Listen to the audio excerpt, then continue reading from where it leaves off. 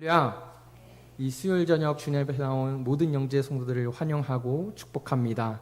우리 함께 선포하겠습니다. 전심으로, 진심으로, 복음으로. 움직이자. 한 번 더 하겠습니다. 전심으로, 예배하고 진심으로, 사랑하며 복음으로. 움직이자. 이 고백이 우리의 삶이 되길 주님의 이름으로 축복합니다.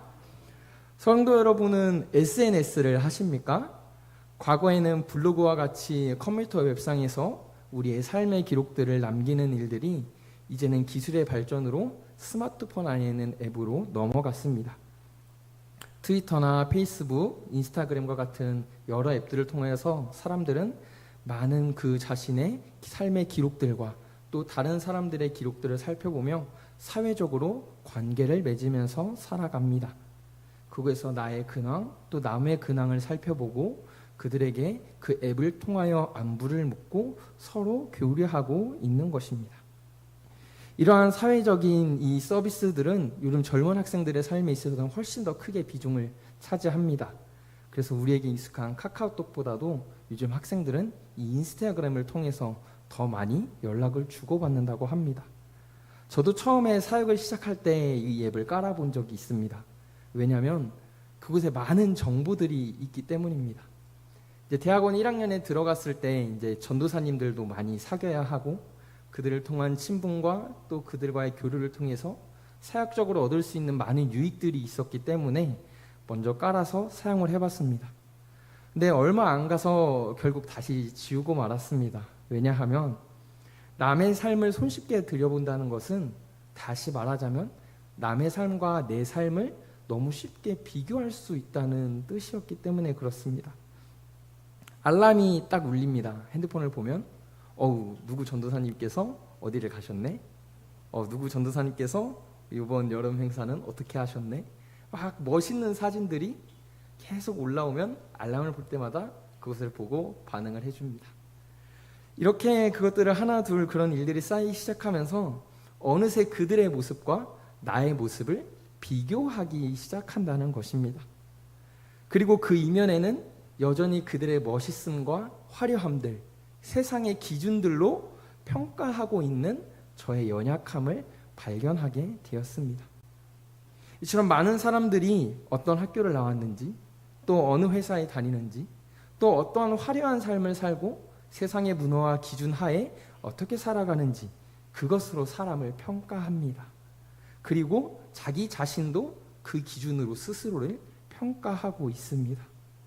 그래서 우리는 늘 이 세상을 살아가면서 끊임없이 노력하고 증명하려고 합니다. 어떤 학교, 어떤 직장, 어떤 스승을 두고 어떤 인맥을 갖고 있는지 자기 정체성을 그걸로 세우려고 하는 것이 오늘의 현대의 문화입니다. 재미있는 것은 이것이 비단 오늘날의 문제만이 아니라는 사실입니다. 우리가 함께 읽은 이 본문의 고린도 교회도 똑같은 문제에 처해 있었습니다.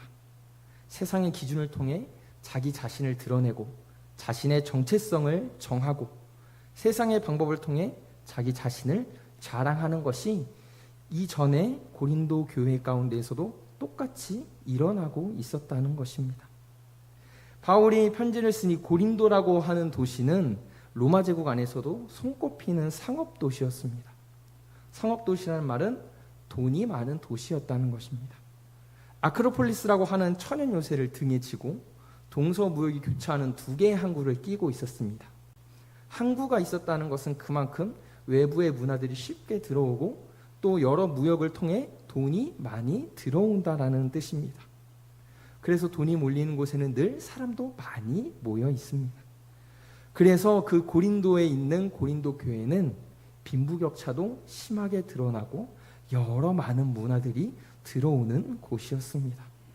특히 이 고린도 교회에는 순회하면서 전도하는 순회 전도자들이 많았습니다. 근데 여기서 쓰인 전도는 복음을 전하는 전도가 아니라 세상의 철학과 여러 가지의 지혜들을 전하는 전도들을 이야기합니다. 이들은 특별히 부유한 자들을 쫓아다녔습니다.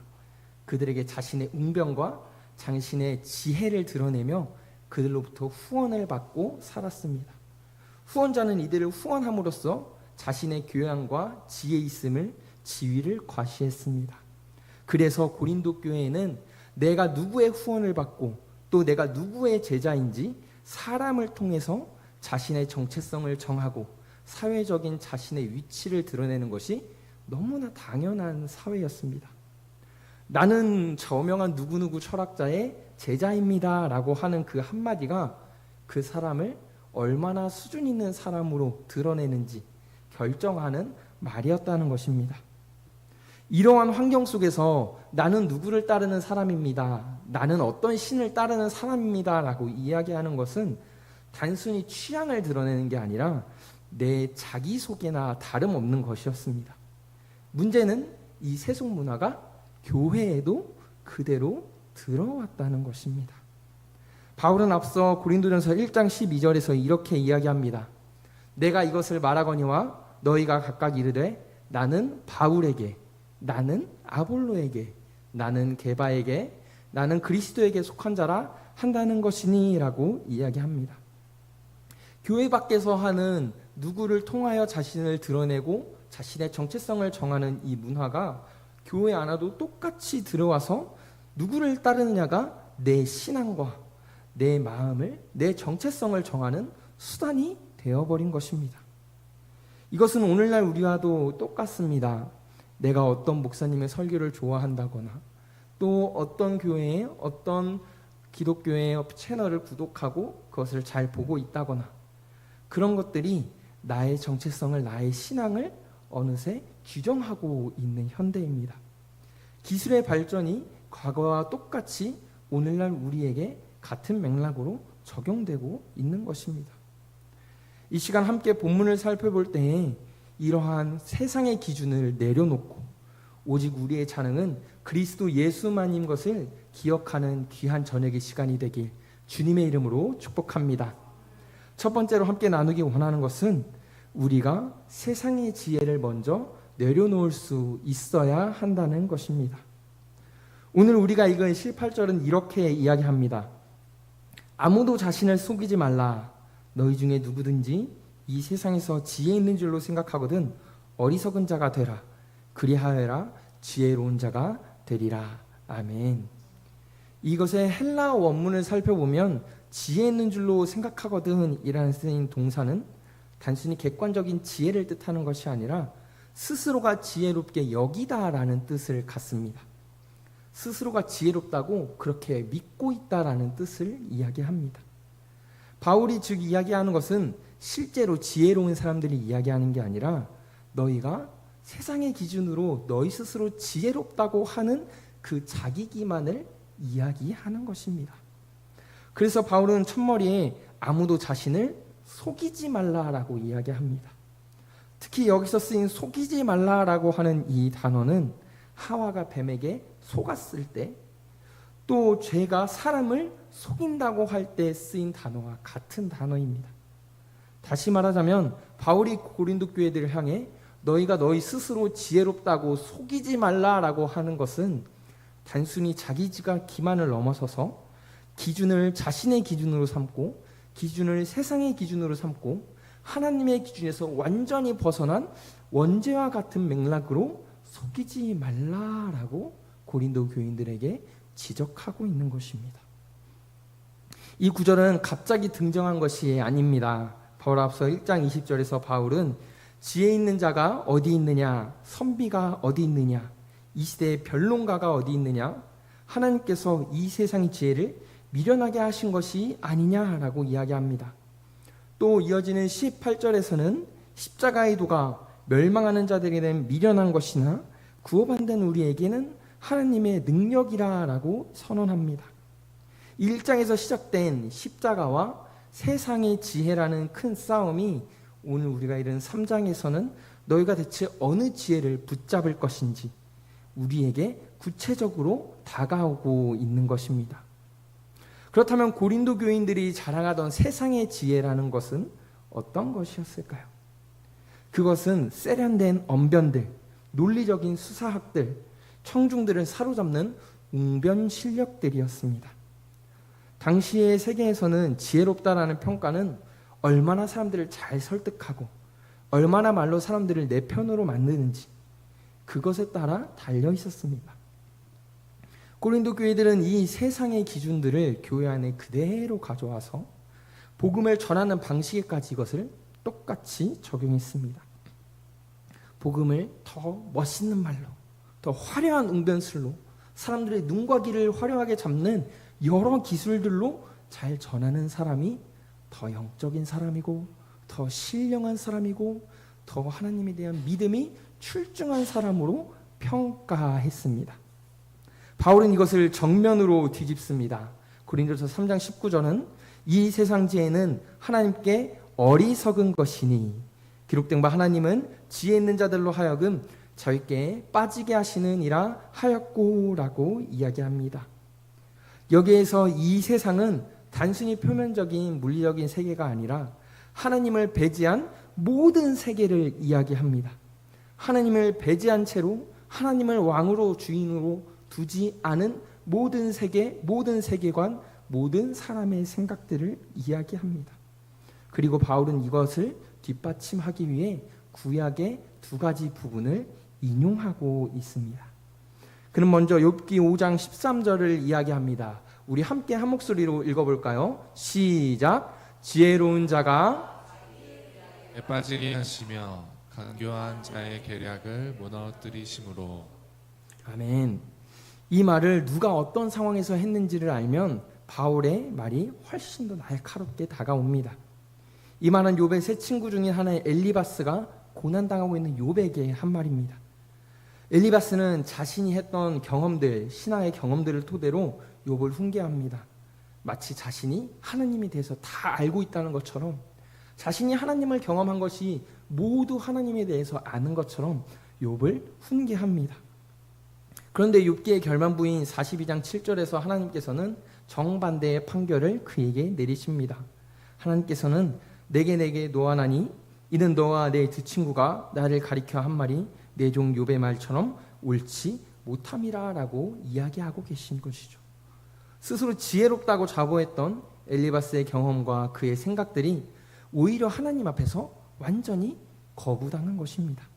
정죄받은 것입니다.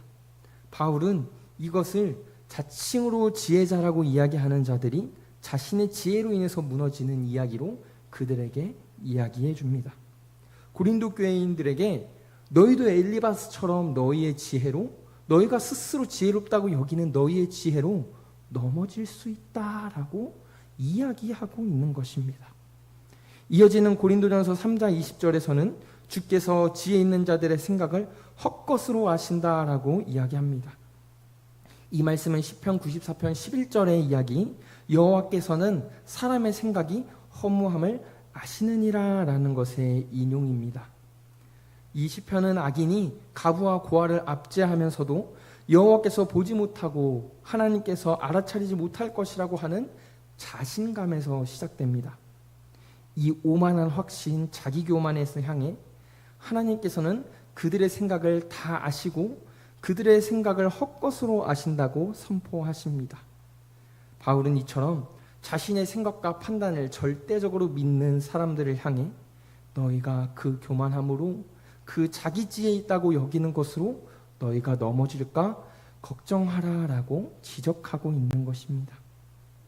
하나님 앞에서 스스로 지혜롭다고 여기는 모든 확신은 결국 자기 꾀에 빠지는 헛것이 된다는 것입니다. 그렇다면 바울이 이야기하는 지혜로워지는 길은 무엇일까요? 역설적으로 그는 세상이 인정하는 지혜를 붙잡는 것이 아니라 오히려 그것을 내려놓고 어리석은 자리로 가는 것을 이야기합니다. 이것은 단지 겸손의 태도를 요구하는 것을 넘어 생각에 완전히 바꾸는 전환을 이야기합니다. 예를 들어 그리스도를 생각해 보면 십자가는 로마에서 가장 모욕적이고 치욕적인 형벌이었습니다. 하지만 우리 뒤에 달려있는 이 십자가는 그리스도께서 우리를 향해 죽어주신 놀라운 사랑과 부활을 상징하고 있습니다. 완전한 인식의 변화인 것이죠. 세상 기준으로의 어리석음, 세상 기준으로의 미련함이 하나님의 편에서 볼 땐 가장 지혜롭고 하나님을 가장 믿는 믿음인 것입니다. 이것은 세상의 지혜 체계 안에서 좀 더 나은 것이 아니라 세상의 지혜 체계와는 완전히 다른, 그것을 완전히 뒤집어 엎어버리는 다른 종류의 하나님의 지혜입니다. 이것은 교회 내에서도 예외가 아닙니다. 설교가 얼마나 화려한가, 얼마나 뛰어난 언변과 수사로, 얼마나 감동적인 예화로 사람들의 눈과 귀를 사로잡는지, 그것으로 살자의 능력을 평가하는 유혹이 오늘날에도 여전합니다. 얼마나 그 교회에 성도가 있는지, 그 외에 얼마나 교육부서의 숫자가 많은지, 그것으로 직접적으로 평가합니다. 단편적으로 평가합니다.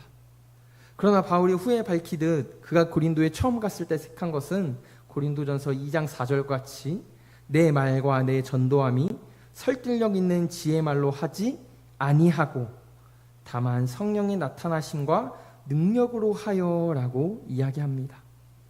바울은 자신이 갖고 있는 여러 세상의 지혜와 화려한 말들로 했다는 것이 아니라 그리스도와 그의 십자가만을 전했다고 이야기합니다. 세상의 기준으로는 미련해 보이고 부족해 보이는 방식이었지만 그것이 바로 하나님이 말씀하신 하나님의 지혜입니다. 이것은 우리 일상의 모든 관계 속에서도 똑같이 적용됩니다. 어느 회사에 다니는지, 어느 직급인지, 그것으로 자신을 소개하고 싶은 그 마음들, 학생들에게는 자신의 성적과 자신의 여러 자랑거리들, 세상에 있는 것의 자랑거리들, 이것들로 나를 과시하고 증명하고 내 정체성으로 삼으려고 하는 것들이 고린도 교인들이 세상의 기준을 교회 안에 똑같이 들어와서 누구를 통하여 자신을 세우고자 하는 것과 같은 모습입니다. 사랑하는 성도 여러분, 우리에게 이러한 모습이 있지 않은지 우리는 돌이켜 보아야 할 것입니다. 하나님 앞에서 스스로 지혜 있다 여기는 모습들, 실상 그것은 세상의 지혜의 기준을 가져와 자신을 드러내고 자랑하는 하나님께서 헛것이라고 말씀하시는 것뿐인 것을 우리는 생각해 보아야 합니다. 바울은 이미 1장 26절에서 이렇게 이야기합니다. 너희는 부르심을 보라. 육체를 따라 지혜로운 자가 많지 아니하며 능한 자가 많지 아니하며 문벌 좋은 자가 많지 아니하는도다. 고린도 교회에는 빈부격차가 심했기 때문에 그곳에는 세상의 기준으로 미련한 자, 지혜롭지 않은 자들이 많이 있었습니다. 하지만 바울은 그것을 집중하여 이야기하지 않습니다. 중요한 것은 하나님이 설령 그렇게 세상의 기준으로 부족한 자라 할지라도 오직 하나님을 믿는 믿음으로 신앙 안에 바르게 섰을 때, 그리스도 안에서 온전히 거함으로 그들이 바로 섰을 때에 하나님이 도리어 세상의 기준으로 지혜 있는 자들을 부끄럽게 하고 그들을 통하여 무엇이 진짜 지혜인지 보이게 하신다는 바울의 선언에 있습니다. 간절히 소망하기는 우리가 세상의 지혜와 기준으로 스스로를 자랑하고 드러내는 것이 아니라 오직 말씀과 그리스도 안에 거함을 통하여 주의 일하심을 사모함으로 나아가는 영진의 성도들 되길 주님의 이름으로 축복합니다. 두 번째로는 사람을 자랑하여 자신을 증명하는 마음을 내려놓을 수 있어야 한다는 것입니다. 앞서 이야기한 이 잘못된 지혜의 기준은 구체적인 열매로 우리에게 드러나게 됩니다. 그것이 뭐냐면 사람을 통해 나를 증명하려는 것입니다. 오늘 21절 초반에서는 그런즉 누구든지 사람을 자랑하지 말라라고 이야기합니다. 여기서 원문은 그러므로라는 접속사로 시작이 됩니다. 이것은 반드시 일어날 일들만 이야기할 때 그러므로라고 연결을 합니다. 세상의 지혜의 기준을 붙들고 있으면 반드시 우리는 사람을 자랑하게 된다는 것입니다. 그것이 다른 사람이거든 혹은 내 자신이든 우리가 세상의 지혜를 기준으로 평가하고 생각하고 살아간다면 우리는 하나님의 자리에 나를 포함하여 사람을 올려놓는 죄를 범하게 된다는 것입니다.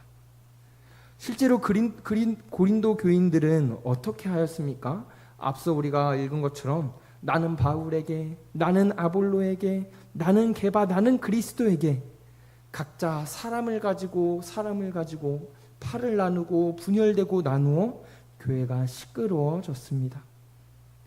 이것은 단순히 사람의 개인적인 취향이 아니라 그들의 잘못된 지혜를 갖고 살아간 죄의 구체적인 열매였습니다. 고린도 교회는 앞서 말한 것처럼 다수의 낮은 사람들과 또 소수의 유복한 후원자들로 공동체가 지탱되었습니다. 이러한 상황에서 누구의 제자냐라고 이야기하는 것은 자신의 사회적 지위를 영적인 언어로 대체하려고 하는 그들의 마음의 결핍도 있었을 것입니다. 누군가를 통하여 자신을 증명하고 누군가를 통하여 자신을 내세우고 드러내고 또 세상의 기준으로 자기 자신을 세우고 드러내는 것이 이 고린도 교회 안에 너무나도 큰 문제로 자리 잡고 있었다는 것이죠. 그래서 바울은 이들을 향해 육신에 속한 자라고 이야기합니다. 또 그리스도 안에서 어린아이들이라고 3장 초반절에서 이야기합니다. 고린도 교인들은 스스로를 누군가의 말을 통하여 누군가의 지위를 통하여 증명하며 나는 영적인 사람이야. 나는 이 사람의 말씀을 따르고 이 사람에게 배운 영적인 사람이야 라고 여겼지만 그 실상은 어린아이들, 영적으로 미숙한 자들이었다는 것입니다. 그래서 바울은 3장 3절에서 이들을 향해 너희 가운데 시기와 분쟁이 있으니 어찌 육신에 속하여 사람을 따라 행함이 아니리요 라고 이야기합니다. 너희가 사람을 따라 행하고 있었다는 이야기입니다. 누구를 따르는가로 평가하는 그 행태 자체가, 누구를 자랑하는가라는 그들의 행위 자체가 영적인 성숙을 드러내고 있는 증거였다는 것입니다. 여기서 우리가 짚고 넘어가야 할 것은 바울이 겨냥하는 문제가 목회자나 특정한 신학자들과 같은 영적인 지도자를 자랑하는 것 자체가 문제라는 것이 아닙니다. 또 그것에만 국한되는 이야기도 아닙니다. 21절의 원문에서 바울이 쓴 단어는 그냥 사람입니다. 사람. 지도자 문제는 고린도 교회의 구체적인 하나의 사례였을 뿐이지 바울이 겨누는 이 죄의 뿌리는 훨씬 더 넓은 범위를 이야기합니다. 우리는 유명한 설교자나 저자를 자랑하기도 하지만 나의 인맥들, 나의 유명한 사람들, 어떠한 사회적으로 유명한 높은 사람들, 또 나의 자녀의 어떠한 성과들, 멋있는 것들, 그런 것들로 우리는 스스로를 드러내기도 합니다. 이러한 모습들이 똑같이 오늘 바울이 지적하고 있는 너희가 사람을 자랑함이라 라는 이야기입니다. 고린도 교회가 자랑하는 바울과 아볼로, 게바 역시 모두 하나님이 세우시는 훌륭한 사역자들이었습니다. 문제는 그들 자체가 아니라 그들을 자기 자랑으로 도구를 삼고 그것으로 나의 정체성을 세우려고 하는 고린도 교인들의 교만한 마음이었습니다. 간절히 소망합니다. 사랑하는 성도 여러분, 세상의 것으로 우리의 정체성을 규정하지 않기를 간절히 소망합니다. 하나님께서는 분명히 세상의 기준과 세상의 지혜로, 특히 그것으로 말미암아 사람으로 나를 자랑하는 것은 헛된 것이라고, 영적으로 미숙한 것이라고 우리에게 말씀하십니다. 우리는 이것을 기억하며 우리의 삶을 반드시 돌아봐야 할 것입니다. 그렇다면 성경이 이야기하는 나의 정체성을 규정하는 것은 무엇일까요? 우리가 세 번째로 기억하길 원하는 것은 우리는 이미 그리스도의 것임을 기억할 수 있기를 주님의 이름으로 축복합니다. 지금 우리는 두 가지를 앞서 이야기했습니다. 첫 번째는 세상의 지혜의 기준이 하나님 앞에서는 어리석고 미련하다는 것이고, 또 두 번째로 그 잘못된 기준은 우리가 하나님이 아니라 세상을 자랑 삼는다는 것입니다. 여기까지만 들으면 오늘 본문은 고린도 교회에게 그리고 우리에게 책망과 지적만을 이야기한다고 볼 수 있습니다. 하지만 바울은 여기에서 그치지 않습니다. 그저 우리를 지적하는 것으로 끝나는 것이 아니라 21절에서는 이어서 그런즉 누구든지 사람을 자랑하지 말라. 만물이 다 너희 것임이라 라고 이야기합니다. 이 본문에는 왜냐하면이라고 하는 원어가 들어가 있습니다. 누구든지 사람을 자랑하지 말라. 왜냐하면 만물이 다 너희의 것이기 때문이다 라고 이야기하는 것이죠. 우리가 사람을 자랑할 필요가 없는 것은 세상의 지혜로 우리가 그것을 자랑할 필요가 없는 것은 그것이 금지되어서가 아니라 우리가 이미 그것을 할 필요 없을 만큼 더욱 큰 것을 가졌기 때문에 그렇습니다. 22절을 보면 바울이나 아볼로나 계배나 세가나 생명이나 사망이나 짐 것이나 장래 것이나 다 너희의 것이오라고 이야기합니다. 이것을 차근차근 살펴보면 바울과 아볼로, 게바, 사람에서부터 세계나 생명이나 사망이나 그리고 지금이나 장래 것이나 더욱더 개념이 크고 큰 것들로 확장해 나갑니다. 바울은 이러한 방법을 통하여 그들에게 있어서 현실과 그리고 현재와 미래까지 그리스도로 말미암아 우리가 받은 소망에 대해서 전하고 있습니다. 그리스도의 십자가 부활로 이미 새 시대가 시작이 되었습니다. 우리는 그리스도께서 죽음을 이기시고 부활하심으로 말미암아 이제 그리스도의 이름으로 죄를 이기고 우리가 하늘나라의 소망을 가지게 되었음을 이미 믿고 있는 줄로 압니다. 그리고 바울은 그것이 완성되었으나 아직 다 완성되지 않은 추후에 그리스도께서 다시 오심으로 온전히 이루어질 하나님의 나라까지 이미 우리가 소유했다고 이야기함을 통하여 그것을 갖고 있는 우리들이 고작 세상의 지혜와 사람으로 너희를 자랑하는 것이 가당치 않다라고 이야기하고 있는 것입니다. 겨우 너희가 사람 하나를 붙잡음으로 너희 스스로를 자랑하려고 하느냐? 이미 너희에게는 그리스도의 복음이 주어졌으니 그리스도 안에서 만물이 너희의 것이니 너희가 어찌 그 작은 것으로 너희를 자랑하려고 하느냐라고 바울이 사무치며 이야기하고 있는 것입니다. 그래서 23절은 우리에게 이렇게 이야기합니다. 우리 함께 한 목소리로 읽겠습니다. 시작. 너희는 그리스도의 것이요 그리스도는 하나님의 것이니라. 아멘. 이것이 오늘의 결론입니다. 우리가 만물로 소유한 자로 설 수 있는 유일한 이유는 우리가 그리스도께 속해 있는 자이기 때문에 그렇습니다. 그리스도가 만물의 주가 되시는 분이시고 우리는 바로 그 그리스도께 속한 자이기 때문입니다. 그러므로 그리스도 안에 있는 사람은 이미 세상이 받을 수 있는, 세상으로부터 얻을 수 있는 모든 것들을, 가장 큰 것들을 이미 확실하게 받은 자들입니다. 이 진리는 고린도전서 안에만 머물지 않습니다. 로마서 8장에서도 32절에서는 자기 아들을 아끼지 아니하시고 우리 모든 사람을 위하여 내주시니까 어찌 그 아들과 함께 모든 것을 우리에게 은사로 주시지 아니하겠느냐라고 이야기합니다. 그리고 같은 장 17절에서는 그리스도와 함께한 상속자라고 우리를 이야기합니다. 우리의 소유는 어쩌다 얻은 것이 아니라 주님께서 우리를 양자 삼으시고 그리스도 안에 구속되어진 것으로 우리가 하나님의 소유가 된 그 자녀와 상속자의 신분에서 흘러나오는 것입니다. 그래서 오늘 바울은 우리에게 사무치며 이야기하는 것입니다. 고작 세상의 것으로 너희의 자랑 삼지 말라. 고작 세상의 기준으로 비교하지 말라. 너희는 이미 그리스도의 것이니 만물이 다 너희의 것이니 너희가 그리스도 안에 온전히 붙잡음으로 말미암아 너희가 그 안에서 하늘의 소망을 가지고 살아가라. 너희는 이미 아버지의 자녀라라고 이야기하고 있는 것입니다. 그러므로 오늘 우리에게 필요한 것은 무엇입니까? 사람을 붙잡고 세상의 기준을 붙잡고 있는 그 손을 내려놓는 것입니다. 그리고 이미 그리스도 안에서 주어진, 값없이 우리에게 주어진 그 놀라운 능력을 붙잡는 것입니다. 사역할 때에도 그렇습니다. 여러 지혜와 여러 기술들, 방법들, 자꾸 그런 것들이 먼저 눈에 들어옵니다. 좀 더 보다 나은 것들, 방법들이 눈에 들어옵니다.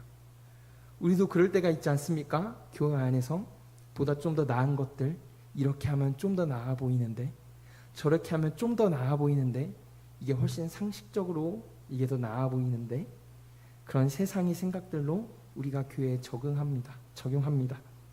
사실 그 과정에서 기도하거나 하나님께 묻거나 교회의 공동체와 함께 이야기함으로 성령을 따라 결정하는 일은 우리의 생각보다 앞서지 않는 경우가 너무나도 많습니다.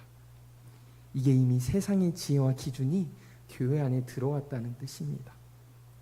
그래서 우리에게 필요한 것은 이 기준을 완전히 뒤집어 내가 그리스도 안에 있음을 굳게 믿음으로, 그것을 내 정체성 삼음으로, 그것으로 말미암아 소망을 갖고 그것을 토대로 생각하고 삶의 자리에서 나아가는 것입니다. 간절히 소망합니다. 우리의 생각을 내려놓고 세상의 기준을 내려놓을 수 있기를 주님의 이름으로 축복합니다. 그리고 그 빈 자리에 그리스도에 속한 자가 되었다는 그 하늘 소망을 가지고 주의 인도하심과 성령의 비추심을 따라 나아가는 주의 자녀들 되어줄 수 있기를 간절히 소망합니다. 바울이 바로 그것을 살아낸 자가 아닐까 싶습니다. 바울은 이 진리를 몸으로 살아낸 사람이었습니다. 잘 아시다시피 그는 8일 만에 할례를 행하는 히브리 사람이고 베냐민 집하고 율법으로는 바리새인이요 열심으로는 교회를 박해하던 자였습니다. 그는 그의 입으로 자신의 율법의 의로 흠이 없다고 자신하던 사람이었습니다. 자신하던 사람, 자기 자신을 속이던 사람이었습니다. 그랬던 그가 이제 빌립보서 3장 7절에서는 이렇게 이야기합니다. 무엇이든지 내게 유익하던 것을 다 그리스도를 위하여 해로 여길 뿐더러 또한 모든 것을 해로 여김은 내 주 그리스도 예수를 앉으시기 가장 고상하기 때문이라. 아멘.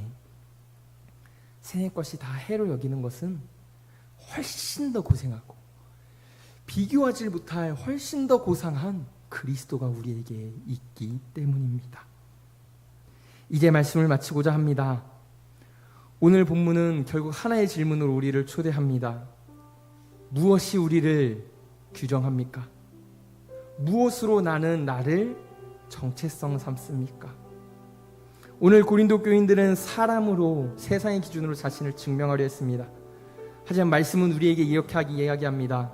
그것은 헛된 것이라 미련한 것이라 하나님께서 그것을 허상으로 여기시느니라. 그 빈 자리에 우리는 그리스도께 속했다는 사실을 채워 넣어야 합니다. 내 삶의 그 주인이 그리스도라는 사실로 채워 넣어야 합니다. 그것이 설령 세상의 눈으로 보기에 미련할지라도 비난받고 조롱받고 어리석다라고 이야기하는 것이라 할지라도 주님께서 세상이 이야기하는 그 지혜로운 자들을 세상이 이야기하는 그 미련한 것으로 부끄럽게 하실 것입니다. 그렇게까지 주일마다 시간을 내어 교회를 나가는 것이 어리석어 보인다고 얘기할 수 있습니다. 이 수요일 저녁까지 시간을 내어 퇴근하고 힘든데 나오는 것이 어리석다고 얘기할지도 모릅니다. 날마다 그리스도가 나를 사랑하셨기 때문에 나는 지고 산다, 양보하고 산다, 어리석다라고 생각할지 모릅니다. 하지만 하나님은 오늘 그것이 그리스도를 붙들고 의지하는 영적으로 성숙한 자의 모습이라고 이야기하십니다. 그것이 너희가 그리스도를 주인으로 살아가는, 세상의 기준이 아니라 하나님을 믿음으로 살아가는 자들의 증거라고 우리에게 이야기하십니다. 간절히 소망합니다. 세상의 기준이 아니라 그리스도를 믿는 그 믿음으로 살아가길 소망합니다. 우리 안에 내가 그리스도께 속하였으니, 그리스도께 속한 자이니, 만물이 다 내 것이니 오직 그리스도를 자랑함으로 그리스도를 그 믿는 그 믿음 안에서 선택하고 살아가고 하나님의 지혜의 편에 서서 살아가는 영진의 가족 되기 주님의 이름으로 간절히 축복합니다. 기도함으로 마치도록 하겠습니다. 함께 말씀을 생각하며 기도하기 원합니다. 주님, 숱한 유혹이 우리의 삶 가운데 찾아온다 할지라도, 세상에 우리를 미련하다 욕하다 할지라도 나는 그리스도 안에 속한 자라 굳게 믿음으로 그 주님이 허락하신 가장 크고 놀라운 소망으로 하루를 선택하고 하루를 살아가는 그리스도의 자녀 되기를 간절히 소망한다고 이 시간 함께 기도하며 나아가도록 하겠습니다. 함께 기도합니다.